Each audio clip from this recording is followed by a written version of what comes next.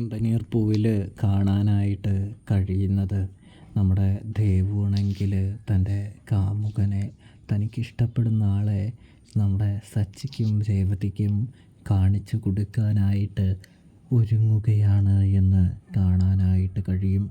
അതിൻ്റെ ഫലമായി തന്നെ നമ്മുടെ സച്ചിയെയും രേവതിയെയും ദേവുവാണെങ്കിൽ എവിടേക്ക് അമ്പലത്തിലേക്ക് വിളിച്ചു വരുത്തുന്നുണ്ട്.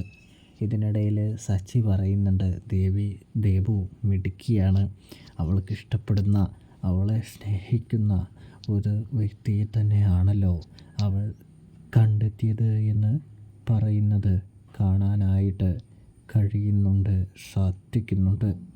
എന്താ കൊണ്ടും അവൾ ഭാഗ്യം ചെയ്തവളാണ് എന്ന് സച്ചി പറയുന്നത് കാണാനായിട്ട് കഴിയും.